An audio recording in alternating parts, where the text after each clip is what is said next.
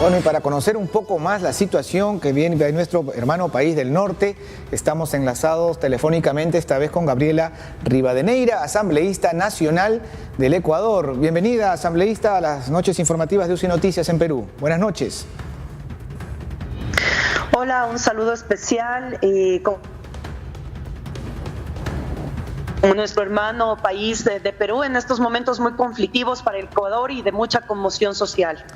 Sí, definitivamente, y en principio nuestra solidaridad con el hermano país norteño por la situación que vienen viviendo en este momento. ¿Estamos enlazados todavía? Me parece que perdimos la comunicación. A ver. ¿Sí? ¿Sí me escuchan? Sí, ya, estoy... de acuerdo. Sí, aquí estoy al tanto. Bueno, estamos tratando de seguir permanentemente cómo vienen sucediendo los hechos. Sabemos ya que está aumentando también el número de personas que son detenidas y otras que han perdido la vida. ¿Cuál es la situación en este momento? ¿En qué punto se encuentra el diálogo que no existe entre los protestantes y el Poder Ejecutivo? Bueno, es lamentable que vayamos ya 9 días de paro nacional. Al menos 5 personas han sido reportadas por el movimiento indígena como fallecidas. Sin embargo, han fallecido también personas por fuera del movimiento indígena en diferentes puntos del país en la protesta. Hay más de 1000 personas detenidas arbitrariamente en territorio ecuatoriano. Hay cerca de 80 personas desaparecidas, reportadas como desaparecidas, y hay más de 200 personas heridas y heridas de gravedad en las diferentes casas de salud. Esto producto justamente del lanzamiento de políticas económicas y de reformas laborales que hizo el presidente Moreno la semana pasada, que van ligadas al requerimiento del Fondo Monetario Internacional para crédito que necesita el Estado ecuatoriano para cerrar año fiscal. Producto justamente de esas políticas empezó brotes de levantamiento en diferentes partes del país y un paro del sector del transporte. De acuerdo. Luego el gobierno decretó estado de excepción, con eso entró prácticamente la militarización y con eso también se profundizó la resistencia, de tal manera que ahora tomó la posta el movimiento indígena, y el movimiento indígena que se mantiene en este momento principalmente en la capital, exigiendo la salida del presidente Moreno y también que se derogue las medidas económicas, especialmente el haber retirado los combustibles, son uno de los requerimientos que está poniendo el movimiento indígena para sentarse en la mesa de diálogo. Entonces, es difícil llegar a esta mesa de diálogo porque hay exigencias previas, ¿no? Es la impresión, al menos que tenemos nosotros desde aquí. Por un lado, el movimiento indígena que pide para dialogar la renuncia del presidente, y del otro, del parte del Poder Ejecutivo, que las medidas que se han tomado no van a retroceder. Si se mantienen en estas posiciones ambos lados, parece no ser posible, no hay muchas luces de que en realidad se puedan sentar a conversar.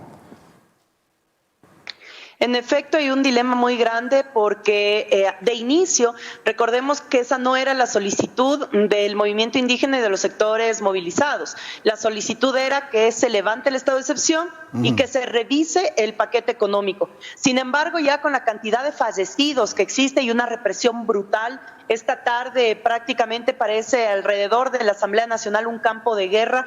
Esta represión que promovió también un toque de queda por parte del presidente de la República ha hecho que se profundicen las exigencias y que ahora también se desconozca al presidente Moreno como presidente de la República, justamente por el nivel de represión que existe en este momento. Por otro lado, el gobierno no puede retirar las medidas económicas porque si las retira se quedaría sin financiamiento del Fondo Monetario Internacional, que les ha puesto justamente estos requisitos para poder acceder al crédito. Entonces es un poco complejo. Nosotros desde la Asamblea y la bancada a la que pertenezco, que es la de la Revolución Ciudadana, hemos pedido al presidente de la Asamblea Nacional que convoque a sesión de la Asamblea, porque creemos que en este momento y tal como estamos, el único espacio donde se podría buscar una salida viable es la confluencia de las representaciones políticas en la Asamblea Nacional para cumplir el mandato constitucional. Nosotros tenemos la figura de muerte cruzada, que prácticamente es la renuncia del presidente y la renuncia de los parlamentarios para adelanto de elecciones presidenciales y parlamentarias, de tal manera que creemos que ese tipo de herramientas que nos da la Constitución pueden ser en este momento viables para el restablecimiento del orden democrático. ¿Hay respaldo en los diferentes sectores políticos representados en la Asamblea Nacional para esta propuesta, para este camino? Lastimosamente se encuentra sumamente dividida las posturas políticas, es por eso que el presidente de la Asamblea, desde el jueves pasado, es decir, ya una semana y un poco más que mantiene la Asamblea cerrada, y es porque no hay un acuerdo previo entre las bancadas.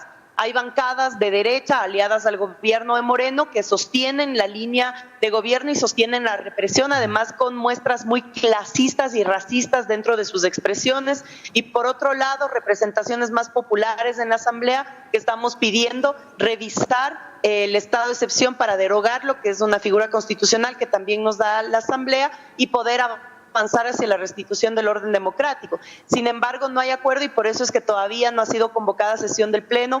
Creemos que ya hay demasiadas muertes en las calles como para permanecer inmóviles, y es la Asamblea la que tiene que reaccionar, y esperamos abocar que la conmoción social generada sí aboque a la conciencia y la representación política en el país. De acuerdo, asambleísta, muchísimas gracias por este enlace con nosotros y esperamos, y una vez más, nuestra solidaridad para que estos momentos sean superados prontamente. Gracias.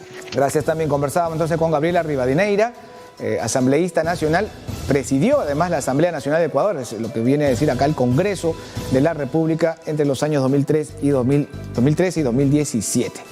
Bueno, así están las cosas entonces en el Ecuador. Hay un sector político que espera la renuncia o a través de un mecanismo constitucional, pues una figura parecida a la vacancia, ¿no? Es lo que hemos podido entender de lo que nos ha explicado Gabriela Rivadeneira. Ahora